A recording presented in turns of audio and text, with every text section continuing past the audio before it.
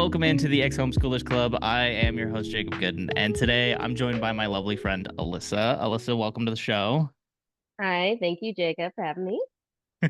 It has been, we've been struggling with some technical issues on my end today. So the fact that we're actually recording now is good. Yeah. But Alyssa, I'm so stoked to have you on the show. We're going to chat about your homeschool journey. We're going to talk about what you're doing now. And, I kind of wanted to set the scene of like, we Mhm. have known each other for, I don't know. I mean, it's been a long time. I feel like I say that with everybody, but it's true. We've known each other for a long Since time. 14 years? Because Yeah, I think no, so. no, Something no, like it's it 16 might be years. 16. Yeah, because we met Yeah, because we met, Awana. yeah, it was back in 2008.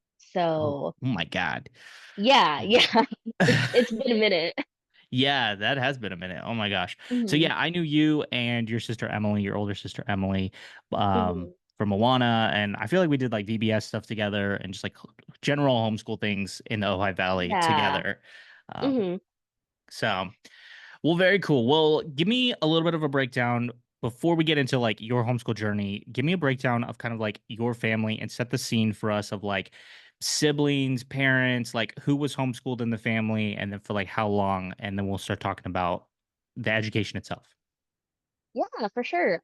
So I have four sisters total. It's three older, one younger, and we were all kind of born in like I want to say like generational pairs, so to speak, because my mom had or my parents had our first two, and then a little over a decade later they had me and my sister. Then a decade after that we had our little sister. So we're all very like spaced out in terms of age and whatnot. But yeah, my dad was actually a first responder um till I was about 10, so he wasn't really around for most of the time, which like okay, fair. And so my mom was the one responsible for all the homeschooling technically. Or if you could even call it that. Yeah, no, so give us a little bit of breakdown of that because I when we chatted before the show and kind of Mhm, your homeschool journey is like very different than like mine. Like I grew up mhm, with a mom who she built out curriculum, she bought mhm. curriculum. We had like here's the agenda, here are the modules, and your experience is very different from that. So talk a little bit about that. Yeah. So initially what happened was from the time I was a baby till I was like 5, 6-ish, my mom had actually had me and my siblings all in background acting. And so a lot of times we were actually going back and forth to LA for like different shoots. Um, so that was kind of like more of our like a regular day for us. But in terms of schooling, my mom was very weird in her. She didn't really have like a set plan or anything. She had two main ideas. One was either, oh, because you're a woman, you need to stay home, get married, have babies, that kind of stuff. So like you don't need an education. But on the other hand, she was also would just randomly be like, you need to start a business, but wouldn't give us any sort of tools to actually be able to achieve that. And so when it came to like reading, writing, math, our sources of um learning was really just like watching educational shows on PBS, like Between the Lions, Cyber Chase, other like random reading and math shows. Oh, and Magic School Bus, which I want to say was my favorite one. It was either that or we would play like these educational computer games where again, they would have them set for different grades. And so initially what it was is, you start with the grade you're supposed to be in. But then my mom would like pressure us to like try to go for like next grade up. But the thing was like we couldn't accomplish that because we had not yet developed the abilities to be able to do some of the things that the next grade was going to do. So it was very frustrating. Right, because it's like math builds on itself, right? You learn Hmm. addition, then you learn subtraction, then multiplication, then division, then fraction, and so on and so forth, right? And so Yeah. when you're missing one of those building blocks, it's like the Hmm. whole thing just you can't do anything with it. But That's wild. I mean, I had PBS in my repertoire too, but Mm-hmm. but more as like, I don't know, a supplemental educational thing, not so much of like this is your education kind of a thing. Mm-hmm. It's like bonus on top. So that's really wild because I I went to public school for a couple years Mm-hmm. and then became a homeschool kid. So I kind of knew, and then my mom also like I think she knew that she kind of needed to give me that structure of like, hey, here's Mm-hmm. kind of a traditional classroom setting. But dang, that is wild. And was that like you were homeschooled all the way through? Yeah, yeah, I Okay. was. Emily was as well.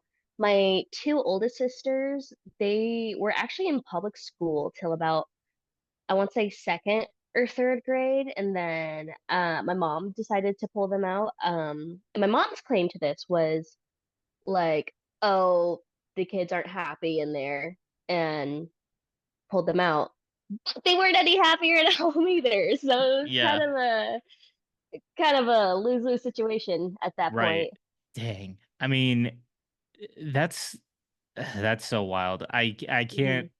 I can't fathom it because that's like just so not my experience. And Hmm. um but like so when it came to like old as you got older, what like did there start to be any type of curriculum or was it always this kind of like just whatever you're interested in, do some research on it, watch some videos on it, that kind of thing? Like did it ever shift? It was kind of a mix. So as we got older, it went from doing like, oh, watching the educational shows and watching and playing the computer games. It went to, here's a book, do the work. But for me specifically, that didn't really work because I am a kinetic learner. I'm not auditory learner. I'm not a visual learner. So like for me, trying to learn, like trying to read material and apply that to situations was not something I could do. And my mom would just get really mad at me for not doing it, and she'd be like, "You're not cooperating." And I'm just like, "No, I can't do it. I can't do it." So there was that. But on top of that, my mom was definitely an undiagnosed schizophrenic, and so she was kind of like one of the original QAnon people. Before QAnon like really like became popular in like what I want to say 2016, 2020. I don't remember the Yeah. era. Yeah, I feel like it was talked about more in 2020, but it was definitely starting to gain steam in like 2016. Yeah, and so she was like one of the OG conspiracy theorists. So rather than like teaching about us about like history or science or anything, she would have us watch these like 2 to 3 hour long, like really clickbaity videos about how like, I don't know, how the government is like doing satanic rituals to children, or like how space aliens are actually demons. So it was like that, and then there would just be like random chemistry stuff. And like I said, it would be like a 3 hour long video. We weren't ever given any sort of like homework or like any activities due, so we would just like fall asleep during the videos, and then she'd get mad at us for falling asleep. And it's just like, what do you expect me to do here? Like, I don't understand what's going on because again, not developmentally able to process some of the information that's coming in. And on the other hand, the information like that was being given was useless, and I knew Right. it was useless.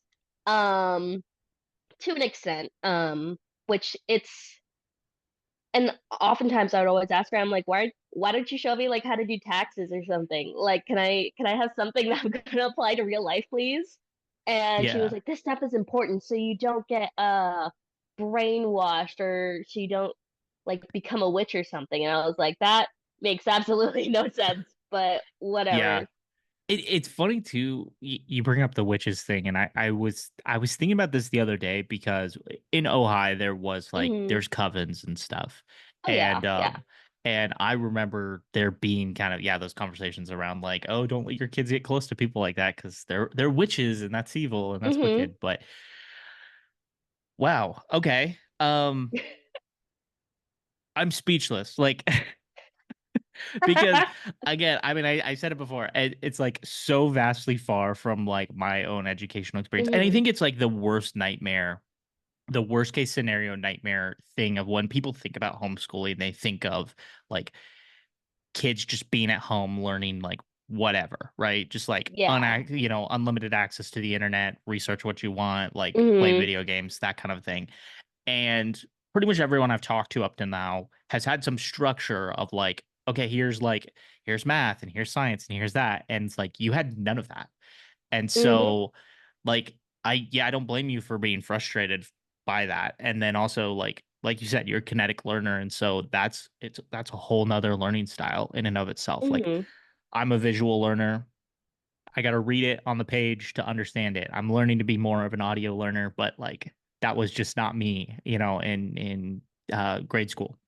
And then there's also the issue of because I do like to talk about developmental stuff a lot because I'm a teacher, Hmm. or almost a teacher, kind of a teacher right now. Like I teach after school classes. Hmm. I do like marine biology, cooking, stuff like that. But on my way to becoming a teacher, but one of the things I think really was detrimental to me was just a lack of, I want to say, medical intervention, so to speak. I'm not sure if that's the right word, but Okay. essentially what happened was I was nonverbal until I was about 4.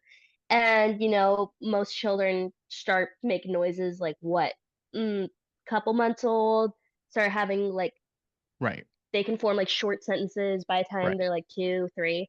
Yeah, I had none of that. And so rather than my parents being like, oh, there's something wrong, why isn't she talking? They're like, oh, she's just being uncooperative.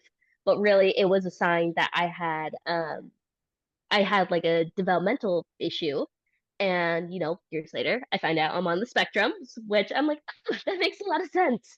Um, but yeah, I think especially one of the really, and I think this goes for like more than just my family in general, but I think one of the really important things is having some sort of like professional being able to kind of like monitor your kids' development just to make sure that they're where they should be appropriately, because if they're not, then that can be a sign that something's wrong. And that's one thing that teachers are actually like trained to notice, like if a kid's like falling behind on like certain concepts that they should be able to get, then that would be the point where the teacher like recommends like, hey, like maybe you should take them to a specialist, go get an evaluation. And so that way, if there is some sort of issue like developmental or mental emotional issue, then the kid can get this thing called an IEP, which is an education individualized educational plan, and they can adjust their learning to that in a way that Right. it will really help the student be able to learn materials, you know? Yeah. Well, and it's interesting because I think that a lot of people think that homeschool is kind of that, right? Like a lot of people Hmm. they homeschool their kids because their kids struggle in a traditional school Hmm. setting and they need that more individual attention.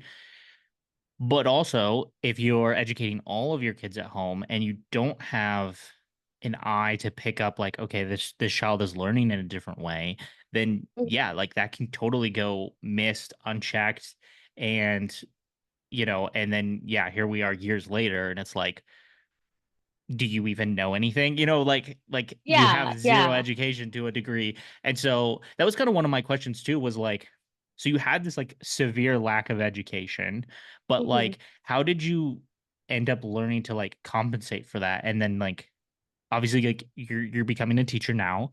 Like Hmm. that is no easy task and that takes Yeah. some education. So like Hmm. what was the pivot kind of point of where you went, okay, like I got to figure this out and nobody's helping me, or maybe somebody stepped in and helped you, but like was there a point where you figured out like, okay, I gotta learn something? Yeah, so I think what really started it was when I want to say 16. I did actually get to go to my first class in anything ever, like an official class with like a professional teacher. Right. It was a ballet class. And I just remember being so scared just because I had no idea how a classroom worked. I don't know how to behave. And so there was just like a lot of anxiety for that. And there were definitely times I did get in trouble for like doing something like out of order or like inappropriate because again, I didn't know how a classroom worked. Um so yeah, I was very anxious back then. And eventually, I don't even know how this conversation happened. But my dance teacher at the time, she came up to me and she was like, "Hey, like you can do great things. Like I believe in you." And I think that really changed things in perspective because like I don't think I ever had anyone tell me that. Like no one had ever told me like, "Oh yeah, if you want to do something, just put your mind to it and you can do it." And I was like, "Okay." Um, and yeah, that really stuck with me for years. And especially since I was like I want to say 9, 10, I had been super depressed just because I knew I didn't have an education and I knew that a lot of people were actively being given tools to learn how to function in society, like reading, writing, history, science, all that stuff. And I didn't have that. And so for so many years, I just felt so hopeless. And that led to more mental health issues down the road. Right. Um, and so I kind of just felt like, oh, I can't go anywhere. There's nothing I can really do. I can just take what comes my way and go along. And so I ended up getting a job at Forced Home. I don't know if you've ever been there in Ohio, but Yep. I got a job there when I was 17. And so I was like slowly learning like kind of how to be social with other people because like although I was social sometimes, it was with a like in under the lens of like Christianity and stuff and a bunch of other homeschoolers who also don't really know how to interact with the public. So like the social aspect was a bit challenging. Um, but yeah, anyways, that happened and then 2020 hit. I lost my job there. I got laid off. And I think at that moment I was like, wait a second. I can I can do whatever I want. Like I don't have to be stuck working this minimum wage job for the rest of my life. Like, now is kind of the time to reinvent myself. Um, Especially since like my dance school closed. A lot of the clubs and like ministries I was a part of like also shut down. So I'm like, okay, I can do whatever I want. And so initially I was trying to go for a GED. But then shortly after I started that, I actually um, ended up being offered a job at a dental practice. And I think the only reason I ended up getting that job was because my then boyfriend at the time, his dentist was like looking for someone to run the front office. And they had asked his mom, and she was like, "Oh, like I can't, I still got a kid, I'm homeschooling, but my son's girlfriend's looking for a job." And so I went in, and I think if there's anything that homeschooling did teach me was I learned how to like kind of interact with adults like more than I did with kids because like I never really saw kids that much, but I did see more adults in general. And so, like I know how like be polite, I did research like okay, this is how you dress for a job, this is how you stand, this is how you ask questions. And so I was doing all my research for the job, ended up getting offered it, and it was just insane. Um because like with the job it did pay me well enough to the point where I was like, "Oh, like I can actually afford like to go to community college, like no issue." And so like when I was looking up like, oh, like how to pick a major and stuff, and I was doing the enrolling process, the one thing that I did see was a major for childhood development. And I was like, okay, like this might be something I'm interested in just because like something that I was really passionate about was like learning like what happened to me, like what was wrong, what was right, like what can I do to change things like for my younger sister or for whatever future children I have.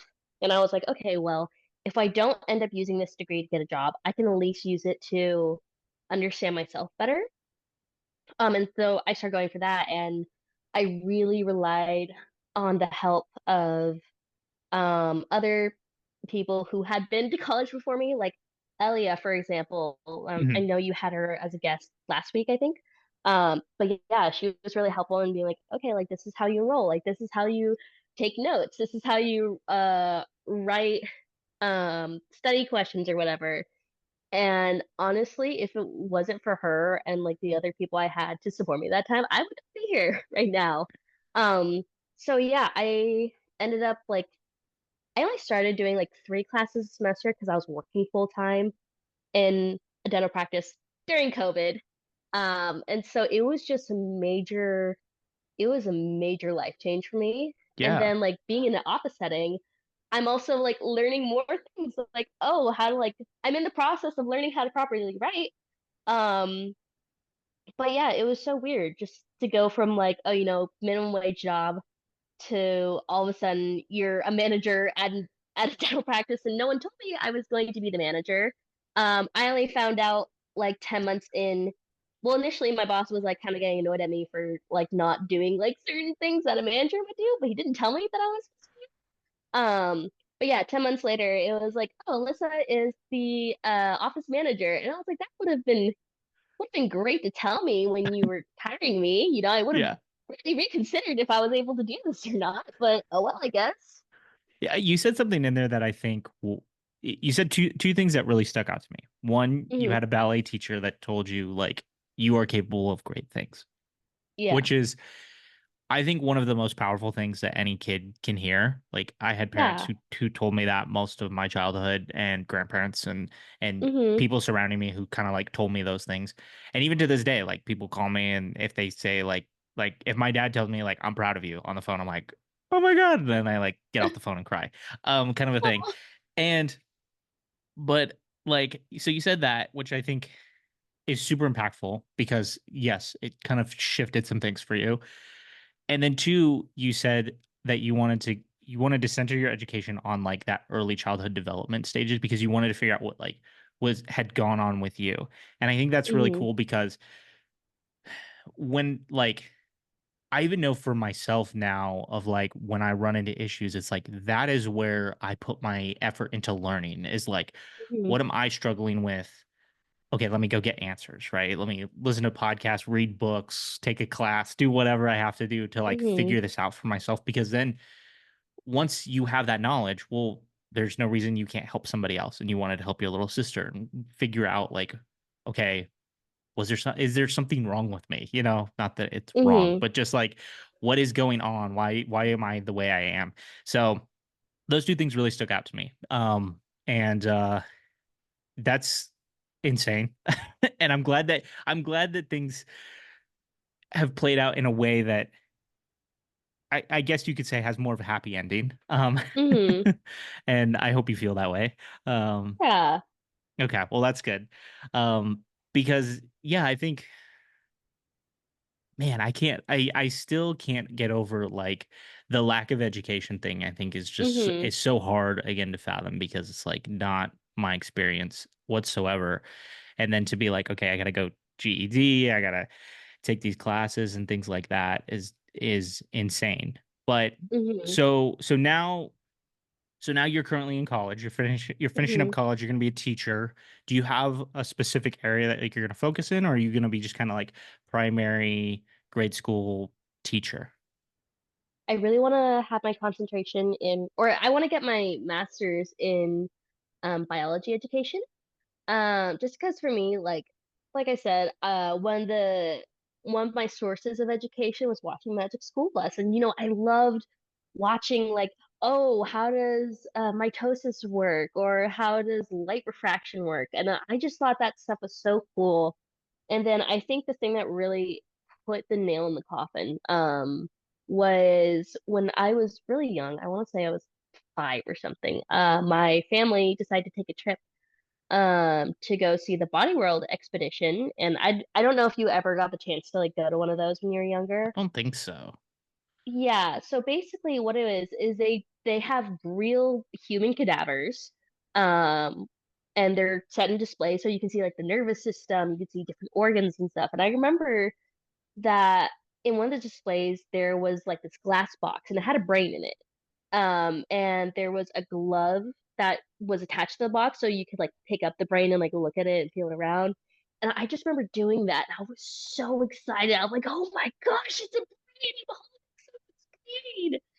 Um, I think that got me overall just like really excited to learn about just how things work in the natural world, especially. And I think each person who has been homeschooled can kind of like say like, oh, they had like a moment from like a field trip or a class or something that really impacted them to pursue a certain career or a certain subject. And so for me, that was science. And like I said, like I currently am an after school teacher for a private company.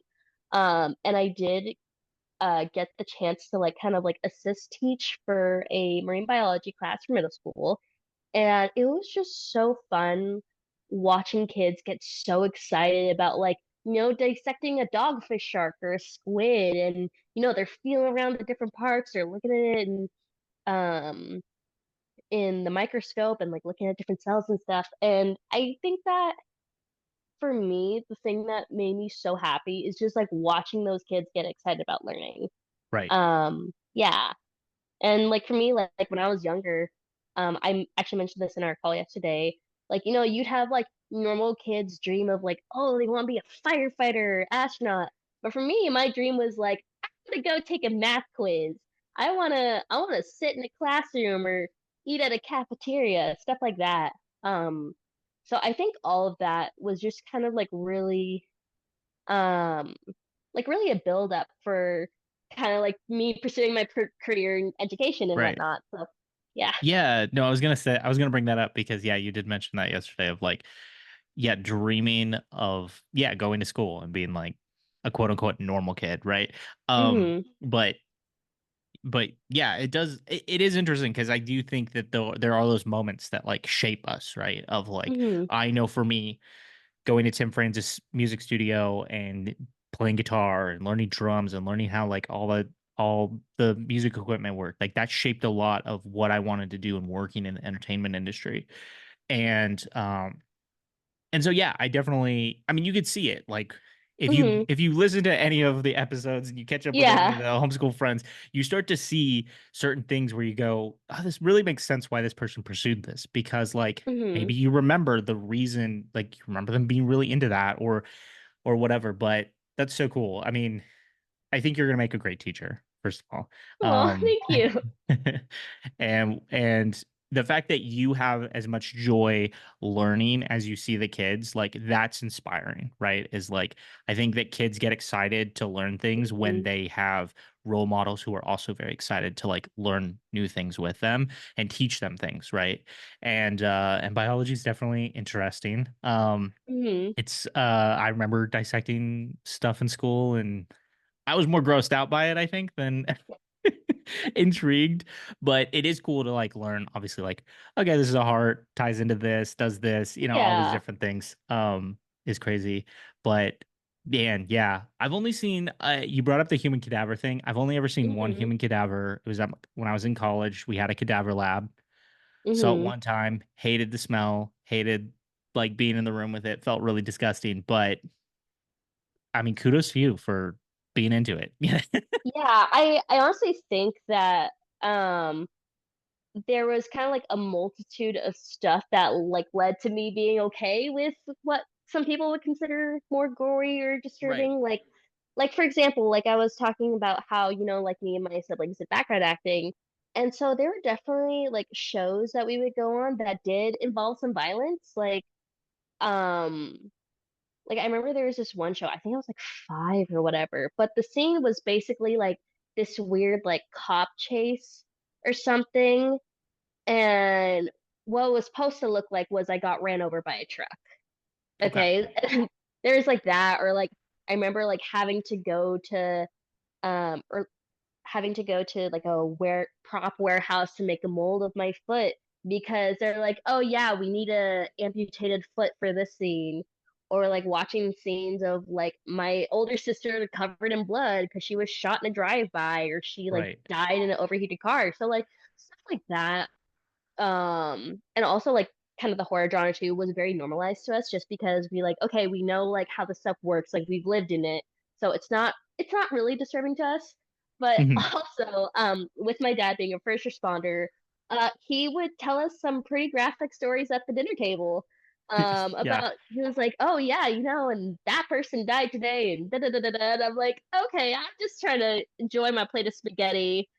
But okay, so I think that Mhm. made like the gory stuff or like what people think is gross like pretty interesting to me just because like I said, I grew up around it. And yeah, I mean there's like some stuff where, like I said, my mom would like force me to watch videos about like people like practicing like satanic rituals. So I wasn't really perturbed by violence anymore at this point. Well, I mean, I am disturbed now. But yeah, just stuff like that was so normalized in our house, and so for me to now like kind of be pursuing like more fancy stuff, like oh, like how do these organs work and how does this work? Especially having seen like multiple like gory depictions of those things not being in your body. I think that all just kind of that didn't like oh like oh what could happen if that part's missing or how would Right. this thing be affected? You know. Yeah. So yeah, I feel like there was a lot of good that did help me to like want to be interested in science, but there was also a lot of bad too.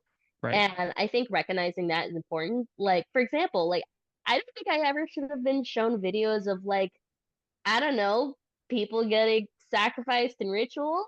That wasn't great. Or being told about crappy stories from like being a first responder.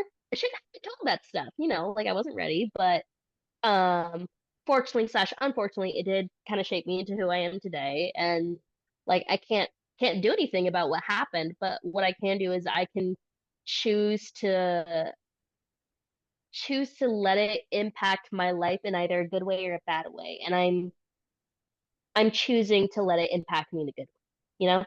Yeah. No, and that's good to hear. And even just like catching up with you and chatting with you, I can feel that in your like personality is like you exhibit like hope and joy and happiness. Um and those are all things that I think are emotions and feelings that like we get to choose to experience. Like you Hmm. said. And so keep at it.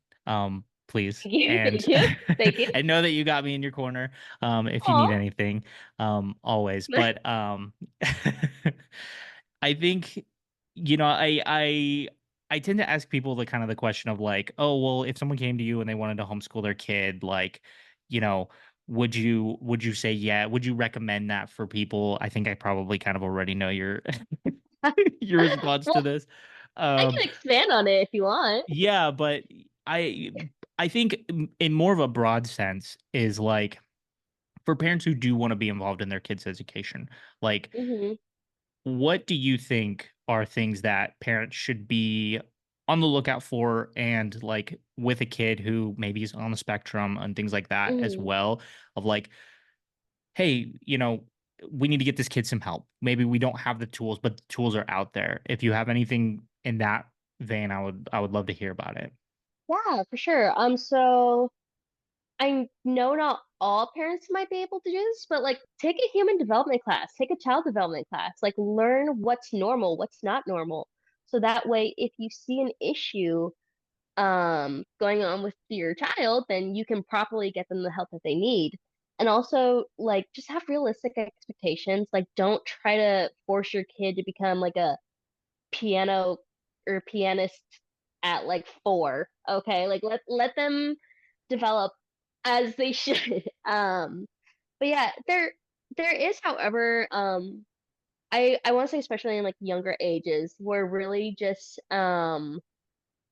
being able to explore like the world around you is really helpful. I know there are some like TK schools that do that, and it's called like using the Montessori method, Mhm. which is just like, oh, children are designed to want to learn about the world around them. So, they do that by, doing playing little games or just like touching stuff, tasting, Right. all that. So I think especially like in the early years, like yeah, like let them explore, like give them different things to explore, and then as they get older, um just like be aware of what's appropriate for them to learn at that age. And if there is a parent that wants to homeschool and like they do know like, okay, here's what I should look for, I would also recommend looking at educational standards, where I don't know if you ever heard of them, but specifically in California, they do have um like standards for learning, and so you can look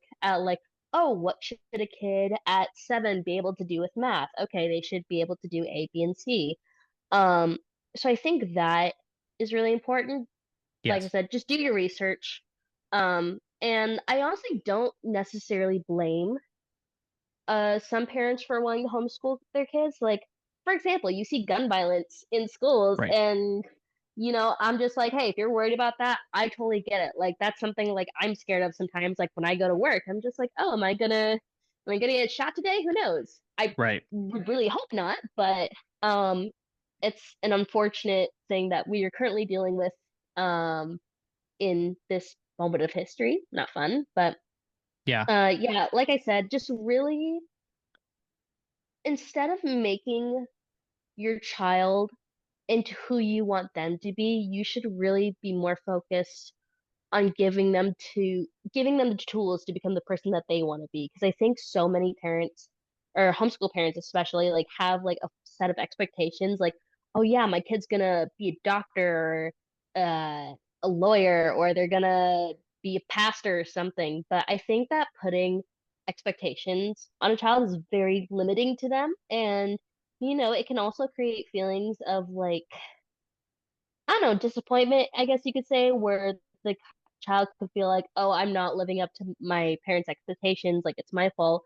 But in Right. reality, if the only expectation you should put on a child is that, or maybe not expectation, but like the only thing you should be worried about is like, again, giving them the tools to learn, um, and give them sorry, I'm blanking right now.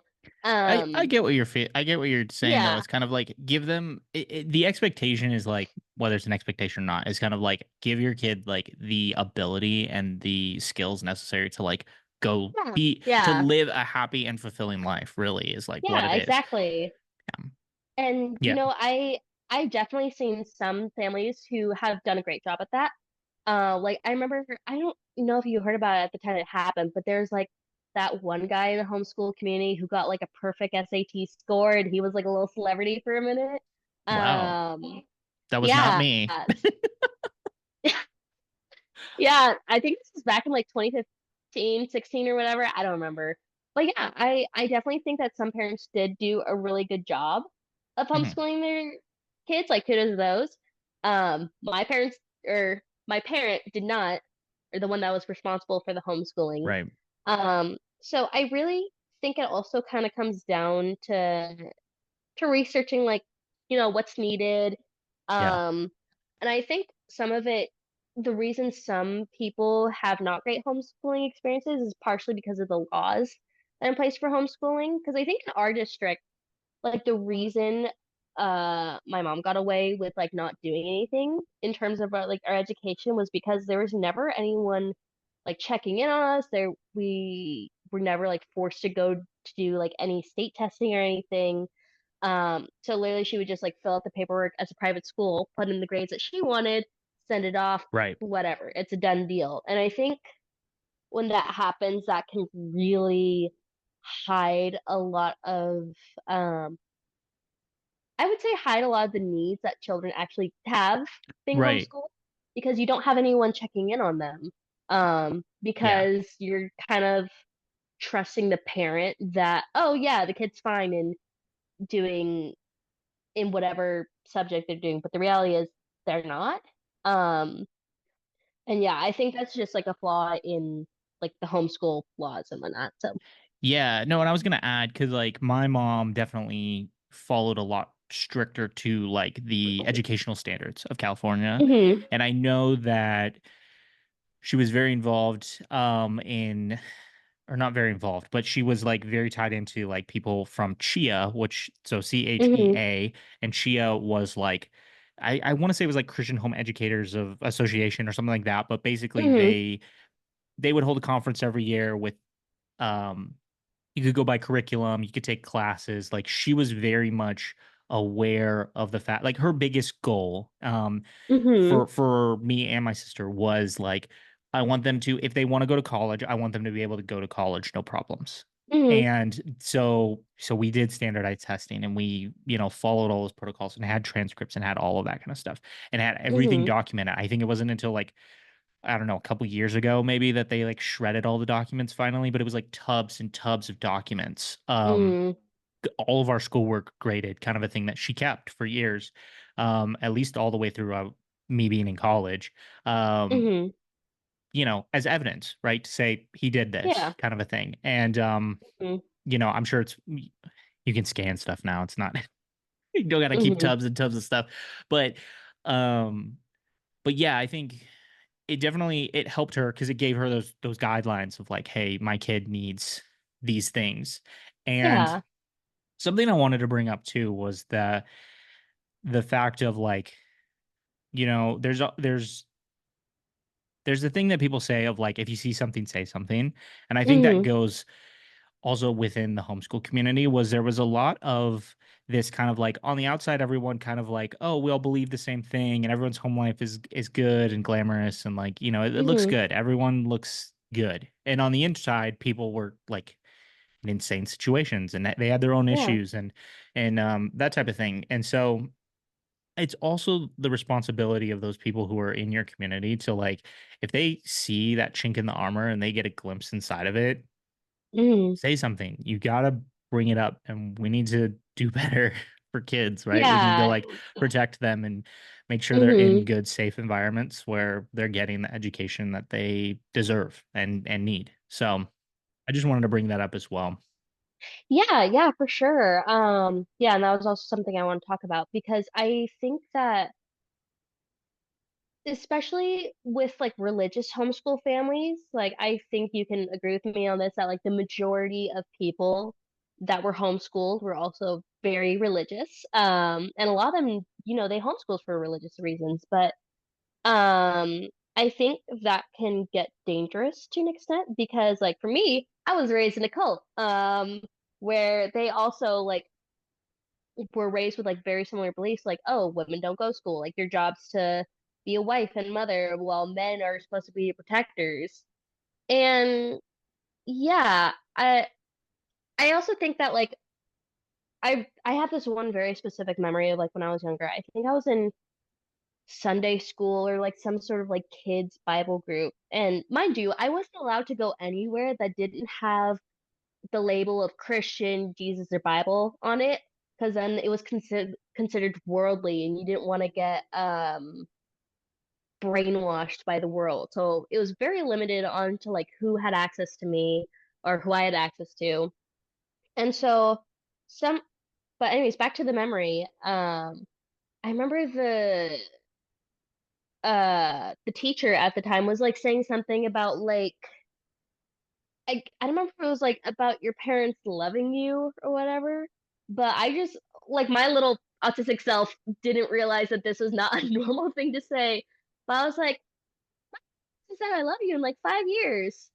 And at that point they're just like, oh, okay, moving on rather than recognizing like, oh, because like here's the thing.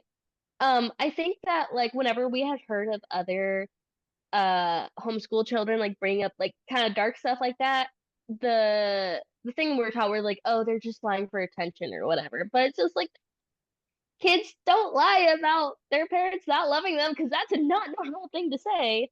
Right. um yeah, and so it was kind of like when I did try to bring up like some issues of stuff going on in my house, people would just be like, oh, honor your father and mother, and not recognize like, oh, hey, maybe there's something wrong here. Yeah. Yeah, and so I think that religion and homeschooling can get very dangerous very quick. Um, because like I said, I was raised in a cult. Um, and there was also, yeah, it was just not good. Not good at all. Especially Yeah. since yeah, I knew of other kids who were like I mean, I don't know if I like need to put trigger warning for this or anything, but there were like multiple kids who were also homeschooled, who I didn't find out until like a bit later that they were like getting abused by their parents, like some of them sexually, some of them physically, or verbally, mentally. Like it was terrible, but like again, nobody was doing anything about it because there was this front of like, one, you're not allowed to like make your family look bad, like you're not allowed to share anything. And two, if you say something about your parents doing something to you, then you're lying because you need to honor your father and mother. And if they're doing something to you, you probably deserved it, which I think really kept the cycle of abuse going on in a lot of the homeschool families that I knew. Yeah. Yeah. No, it's hard because I agree Mm-hmm. with you. I mean, I think that definitely that shadow of like, yeah, don't like, we're putting on a front, right? It's like Mm-hmm. my family, it happened multiple times. You fighting all the way Yeah. to church, you get out of the car at church and the smiles go on and Mm-hmm. everything's perfect, everything's great, right? Yeah. And it's it's definitely hard because yeah, how do you know, right? And then yeah, and also if Mm-hmm. you're being told that like, if a kid is saying this one thing that like they're lying for attention, right? And it's like Mm-hmm. that's a dangerous slippery slope Yeah. to fall down. And I think yeah, I definitely think that people need to step up Mm-hmm. within the church, and I think there's a large reason why so many people have stepped away because when you read the Bible, which like I don't know about you, I mean I was highly encouraged read the Bible every Mm-hmm. day, study the stories and those types of things, and the people and the places and the things that happen in the Bible that I read about, I didn't always see it lived out, and so I think Mm-hmm. that informed my decision to walk away from religion because I was like, I don't see it. And you can put the guys on it that's like, well, it's human error. And it's like, okay, yeah, but there's also Mm-hmm. no calling out on these things that are happening, right? Yeah, A pastor exactly. molesting a child or, cheating on his wife and running away with the secretary or, kids getting Mm-hmm. hurt by their parents. It's like there's nothing being done aside from that person then needing to be like ask for forgiveness, right? Pray for forgiveness and Yeah. then they're all good. And it's But like but that where's the doesn't work. accountability? Right. Yeah. It doesn't Where work. is it? Yeah. And I think that Christians really need to step up and show that like they actually do want to take a stand against some of the evil and some of the wickedness that Yeah. that takes place within in religion and that is just hidden, Mm-hmm. and so it's hard because like, you know, and there's no it's not an easy fix, I guess Mm-hmm. is the way to put it.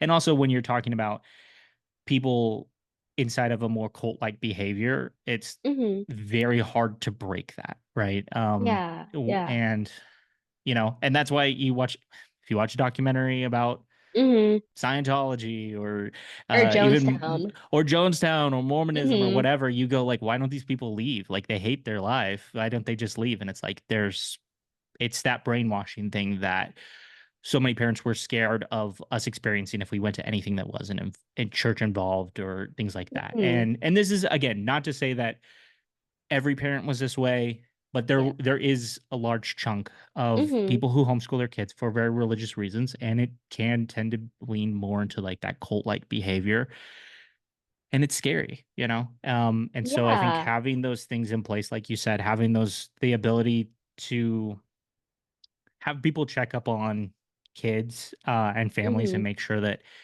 the proper things are happening. And I don't know what that looks like. 100%.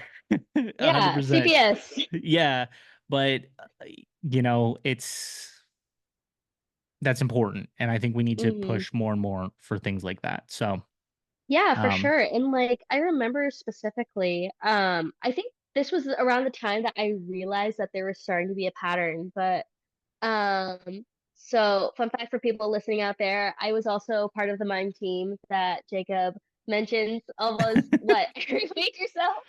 But yeah, yeah, I was yeah. in If that. I don't bring up mimes, Hmm. it's the new drinking game. It's the ex-homeschoolers drinking game. Yeah. If I bring up mimes, if I bring up swing dance, and if I tell the story of going to Disneyland and doing schoolwork at Disneyland, take a Yeah. drink. And if Yeah. you don't drink, Yeah. take a swig of water. Um, Hmm.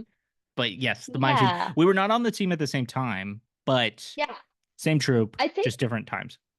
I think the only time we were ever on at the same time was like I was a Christmas mime while you Yeah, were like still on the team, and then by the time I joined full time, you were gone. But yeah, so when I was 16, I became like one of the mime leaders, and for those of you who don't know, like being in the position of mime leader kind of meant like, oh, not only were you in charge of like directing these little skits, or but you were also like considered a spiritual leader in a way, which looking back, that was really weird because like why are these teenagers being forced to like be mentors to these junior hires? Like that's kind of weird if you think about it, because teenagers still aren't fully developed. But aside from that, um, yeah, they had asked me to share like my testimony or whatever. And I think what they did not realize the can of worms they were opening up at that point. Because people are like, "Oh, I was sad, but then I found God."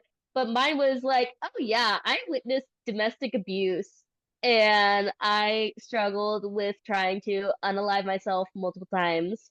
Um, but yeah, I remember at one point, like when I was sharing my story, I just like broke down crying, like inconsolably, and like I ended up having like a bunch of 12-year-olds like come up and just like give me a hug.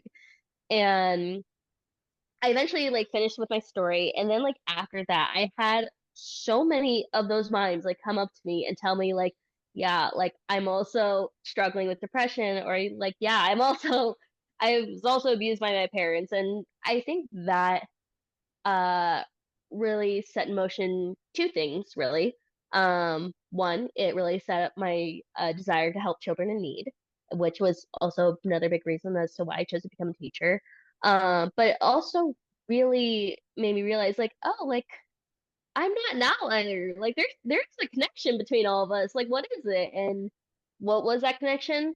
We were all homeschooled and we were all in a cult. So yeah, I like I said, it was a lot to process at the time. And it still is. Yeah, and that's the thing. I think it's one of those things where when you begin to unpack it, you find there's more and Hmm. more, right? And Yeah, yeah. it's a never-ending stream of everything, right? And Hmm. for those people who are no longer religious, like Alyssa and Hmm. I, it's like just know there are other people out here like you who, Yeah. we hear you, we see you. Um, Hmm. and I know for me, don't be afraid to reach out to me. I'm happy to always talk Yeah. about it. Um, because it can feel very isolating when it's like your Hmm. whole world is wrapped up in this thing. Yeah. And it can feel very scary because like, are you gonna Hmm. lose everything you've ever known?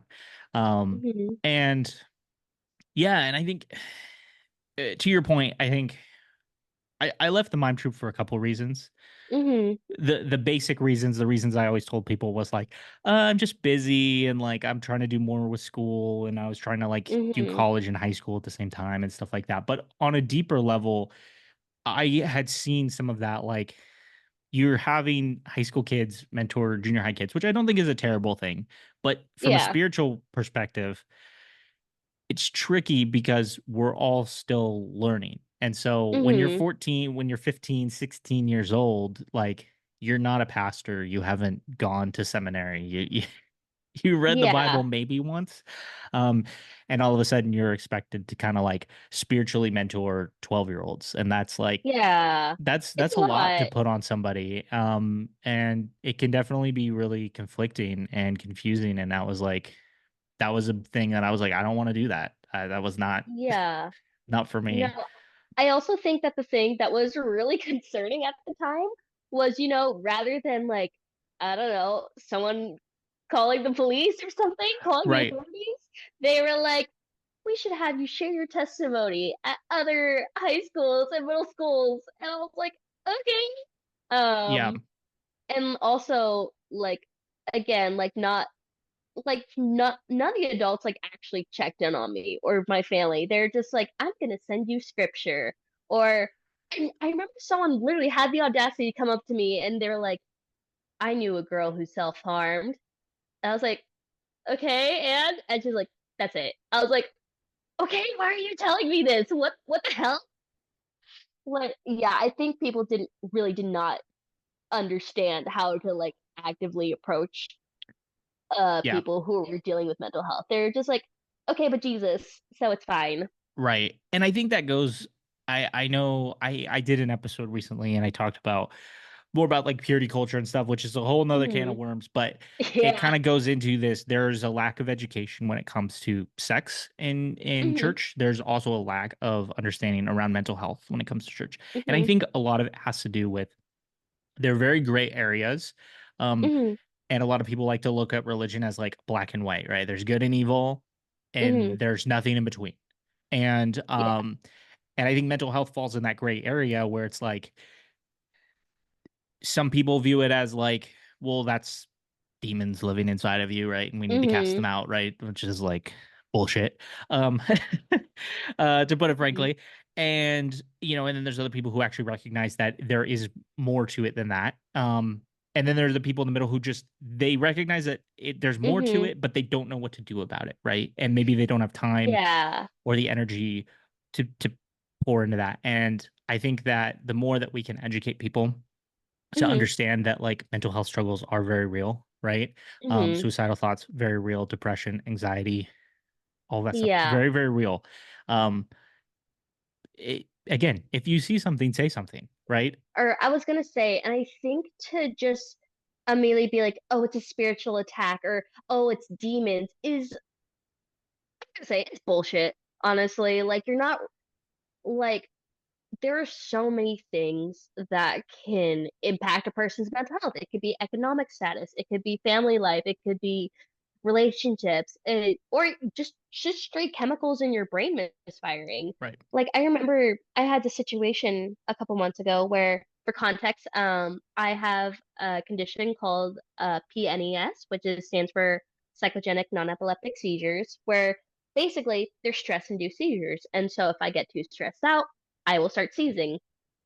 But yeah, someone was like, I don't want to get into details of necessarily what happened, but someone was saying something to me while I was already really stressed out. And so I started having a seizure, and their immediate reaction was, she's having a spiritual reaction to what I'm saying. And I'm just like, can you shut up? Like, hand me my meds or something. Like, Yeah. dude, like there's so much ignorance that Yes. comes with putting linking spirituality directly to mental health. While I do want to just acknowledge, like, yeah, I mean, although I am not religious, I do believe that there the metaphysical exists. I will recognize that, and there are times where spiritual stuff can get in and out. However, just to label everything as a demon and being like, oh, we'll just pray it away, like you're denying someone the chance to get the help they need, whether it be therapy or medication or literally literally anything else. Um, so yeah, I just want to put that out there. Yeah. No, I agree with you on that as well. And again, I think it comes down to education, education, education, right? Yeah, It's like education. the more things are talked about and people are asked questions and seek answers, it's like the more Hmm. we're going to be aware of things and how we can help people and recognize people. I know for a lot of my friends who have struggled with depression, it can even be as simple as like they get a phone call from a friend who's just like, "Hey, what's up? What's going on?" And that can Yeah, be a game changer for them. That's not always the case, but it can do something brain chemical wise, you yeah. know. And so small things like that definitely go a Hmm. long way, but recognizing when your friends are hurting and taking action on that is very, very important. And so, um, yeah, I think this has been amazing because, and I'm glad we kind of went where we went. Yeah, yeah. um, and because it's important, and I think people need to hear the point of Hmm. this show. The goal of this show has always been it started as very much a way of me wanting to just kind of like catch up with friends and kind of fluffy and talk about some of the cringe Hmm. and things like that. And what I've realized in doing now for a couple months now is that Hmm. like there is a lot of hurt. There's a lot of good, but there's also Yeah. a lot of hurt and a lot of ugliness Hmm. under the surface of a lot of what we did and experienced as kids. And so Hmm. I think it's important to put some light on that and say we can do better, right? Yeah, yeah, for sure. And so yeah, I mean, with that, Alyssa, I don't know if you've got any final words or if any other stories have popped into your brain, but this has been amazing, and I really do appreciate you coming on and being like so vulnerable and open with the audience. Yeah, for sure. If there's anything that I want to leave off with is this is kind of my life philosophy, but if you speak up, you are giving someone else the courage to speak up as well. Like I think that was something I realized back in that story I shared about like sharing my testimony. Um, but yeah, but just by being open, you're helping other people. And that's one of the reasons like why I wanted to come on here and share a bit of my story because I do believe that this show is really it's gonna help a lot of people. And I hope you know that, Jacob. Like I think listening to it has definitely helped me quite a bit. So yeah, and honestly, anyone who's out there listening, like if you have something you want to share and you think it can help other people, share it. Like, yeah, that's my biggest encouragement to anyone listening. Well, thank you, and that means a lot. And yeah, this show has definitely been, I think, therapy for not only me, but also for Hmm. other people and even for parents, which has been the Yeah, wildest yeah. thing to hear from as well. And Hmm. so, yeah, like Alyssa said, if you have a story that you want to share, like, please reach out. Like, whether you want to be on the show or whether you just want to catch up with me, I'm always down to chat. So you can reach out to Yeah. me. Instagram, it's EXHS Club, or email is exhsclub at gmail.com. Hmm. I want to hear from you guys. I want to know what's going on, and if you got something you want to share, like please don't hesitate to reach out because I want to share it. No story is too big or too small. And we help nobody by remaining silent. So Yeah, and also like if anyone for any reason like wants to like ask me questions about my experiences, you're also welcome to reach out to me on Instagram. My handle is just the Mexican person. That's it. So if you want to reach out to me, you are more than welcome to. I'm happy to answer any questions that you may have.